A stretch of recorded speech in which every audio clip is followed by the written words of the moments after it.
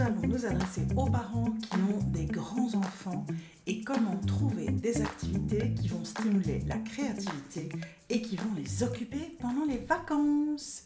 Bonjour, je m'appelle Sophie Stevens-Lemaigre de Oser Partager. Je suis passionnée par la communication et par l'amélioration de la communication, ce qui te permet de trouver des tas d'outils que je mets à ta disposition pour pouvoir améliorer la tienne, pour que tu puisses enfin avoir confiance en toi, pouvoir t'exprimer en sachant que tu seras entendu. Alors, cette fois-ci, je vais m'adresser principalement aux parents qui ont des enfants, des jeunes ados comme je les appelle, et qui se retrouvent à devoir organiser des activités avec eux parce qu'il n'y a pas école et qu'effectivement il faut les occuper. Alors pourquoi est-ce que je dis qu'il faut les occuper ? Parce que quand on les laisse faire ce qu'ils ont envie de faire et qu'il n'y a pas de structure pour les dynamiser créativement, il y a une espèce de fatigue qui s'installe et un réflexe qui est un peu trop courant pour le moment, qui est télévision, tablette, ordinateur. Et tout le monde sait, je suppose que maintenant c'est clair, que quand on laisse des jeunes trop longtemps sur ce genre d'activité, il y a des stress qui s'installent, des nervosités qui s'installent, et donc à la fin de la journée, ces enfants peuvent être vraiment dans un état qui n'est pas du tout adéquat, pas relax, super anxieux, super stressés, parce qu'en fait justement, ils se sont concentrés sur ces activités et qu'ils n'ont rien fait d'autre.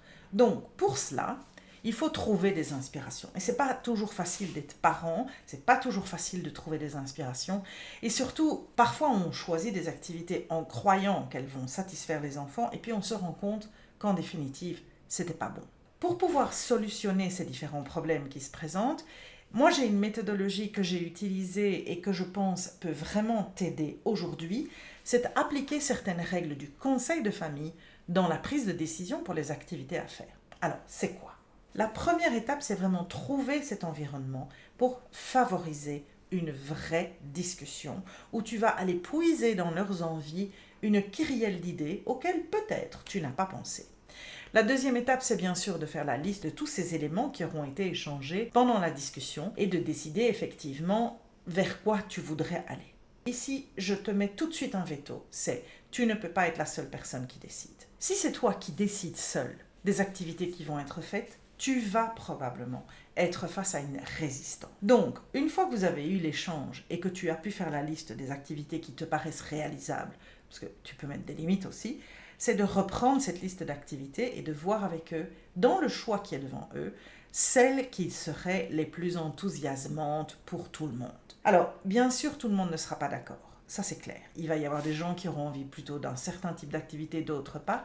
Et donc, ce qu'il va falloir que tu fasses, c'est trouver quelque part l'articulation qui permettra à tout le monde d'avoir un moment de satisfaction plus important pour l'un que pour l'autre. Mais ça veut aussi dire que tu dois t'assurer que lorsque tu fais une activité qui n'est peut-être pas super intéressante pour quelqu'un, c'est de vouloir essayer de trouver comment l'aborder avec elle ou avec lui, de manière à ce qu'il se sente quand même impliqué dans ce qui se fait et qu'il en profite malgré tout. Alors, c'est ici que je vais introduire peut-être quelque chose que tu n'as jamais fait. Parce que l'étape suivante, après avoir vécu l'activité, parce que vous avez défini le rythme de la semaine, c'est de l'évaluer. Alors, l'évaluer, ça veut dire quoi ? Ça veut dire que tu dois reprendre un moment, ça peut être pendant le repas, à la fin de la journée, quand vous avez vécu ces activités, et tu dois leur demander comment ils se sont sentis, qu'est-ce qu'ils ont apprécié, comment ils ont vécu la journée, ce qui a été chouette et ce qui n'a peut-être pas fonctionné super bien.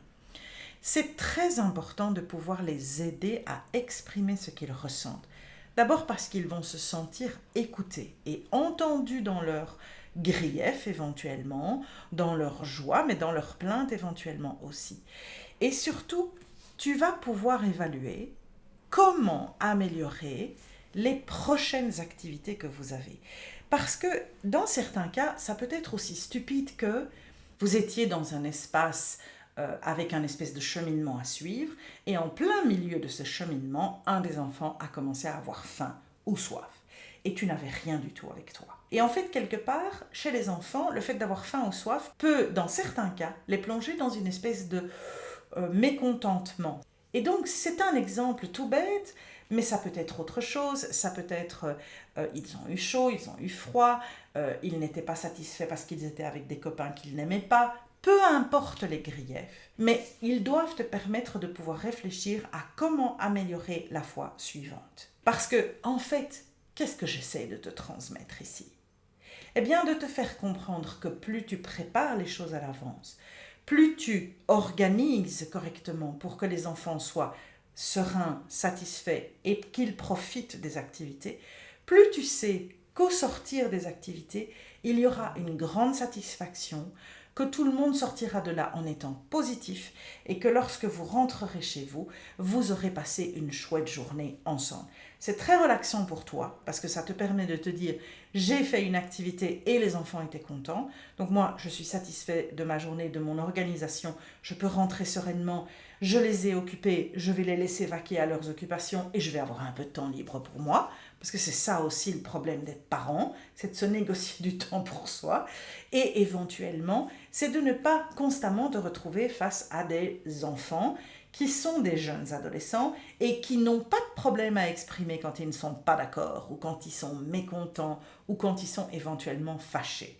Donc, c'est vraiment apprendre à trouver cet équilibre, leur montrer que quand on coopère ensemble, quand on choisit ensemble, quand on s'engage ensemble à faire quelque chose, même si un jour c'est plus pour satisfaire l'un que l'autre, eh bien, on finit toujours une journée en étant quelque part satisfait de pouvoir avoir découvert quelque chose, fait une activité, ou peut-être avoir découvert que même si on était réticent à une activité, on finit par l'avoir beaucoup appréciée.